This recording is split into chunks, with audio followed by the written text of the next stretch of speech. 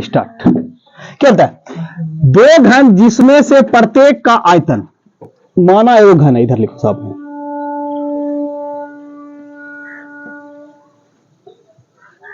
ठीक।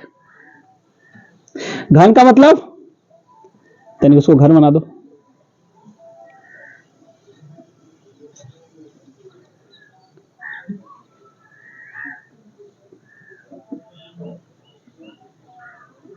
ठीक।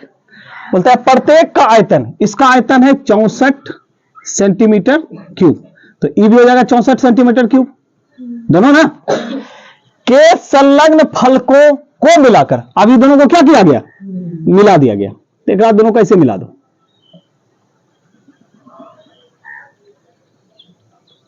इसको ऐसे मिला दिया, इसको ऐसे मिला दिया, इधर हो गया, ये इधर हो गया। मिलाने पर एक ठोस बनता है। अब एक नया आकृति बन गया। इससे प्राप्त घनाभ का पृष्ठ क्षेत्रफल ज्ञात करें। मतलब पहले दो घन था, इसको जब मिलाए तो क्या बन गया? घनाभ।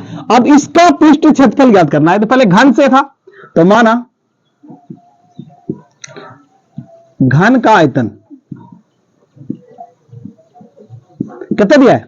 64 सेंटीमीटर क्यूब। अब एक बता, 64 दोनों का आयतन था, तो इसका एक भुजा निकालना होगा। बोलता है ना, इसके संलग्न फलकों को मिलाकर। अब फलक का मान जितना होगा तो दोनों को मिलाएंगे तो प्लस हो जाएगा, होगा ना। लेकिन देखो तो इधर वाला फलक मिलेगा क्या? ये मिलेगा? नहीं मिलेगा। सब तो मिलेगा क्या? जितना इसका मान था, पहले एगो था इधर, एगो इधर था, इन दोनों को मिलाए तो दोनों का लंबाई बढ़ गया। लंबाई पहले इतना वो था, कितना बड़ा हो गया? इतना बड़ा। लेकिन चौड़ाई देखो तो चौड़ाई और ऊंचाई क्या है? सेम है ना, तो दोनों क्या हो जाएगा? सेम। तो इसमें पहले हमको क्या निकालना होगा? भुजा निकालना होगा। तो भुजा बराबर घन का आयतन का सूत्र क्या? भुजा क्यूब बराबर 64 सेंटीमीटर क्यूब। अब 64 को क्यूब में लाने के लिए क्या करना होगा? किसका क्यूब 64? 4 का कि 8 का? 8 दूना 16, 8 64, ठीक है। इसका तो स्क्वायर हो गया, तो 4 का करेंगे। 4 को 3 से गुना, 3 बार गुना करेंगे कितना होगा?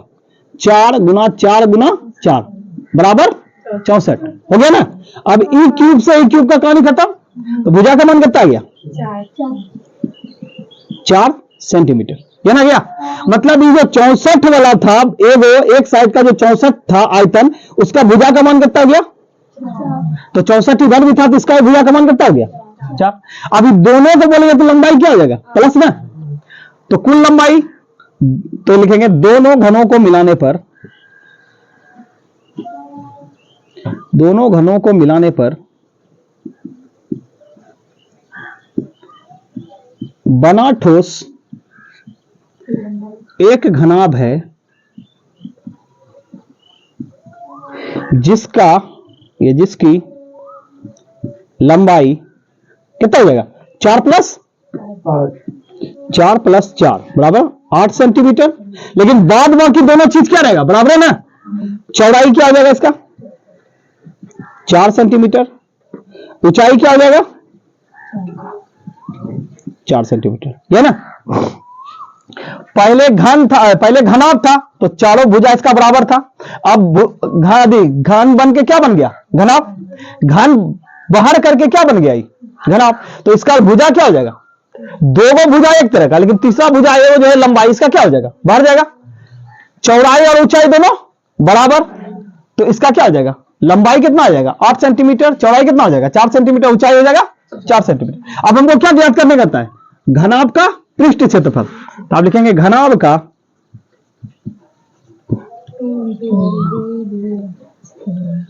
पृष्ठीय क्षेत्रफल। इसका सूत्र होता है 2 into LB plus BH plus अचल। मतलब 2 गुना लंबाई गुना चौड़ाई प्लस चौड़ाई गुना ऊंचाई प्लस ऊंचाई गुना लंबाई।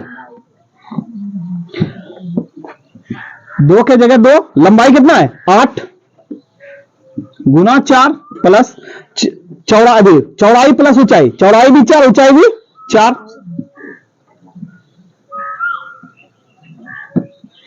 प्लस अचल, अच का मान 4, अल का मान लंबाई 8।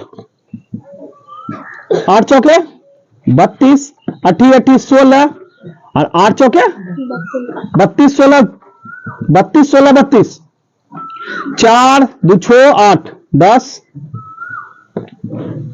2 गुना 32 गुना 64 और 16 80 है ना। 32 32 64 और 16 80, 80 गुना 160 सेंटीमीटर स्क्वायर। ये इसका आंसर आ जाएगा। छाप।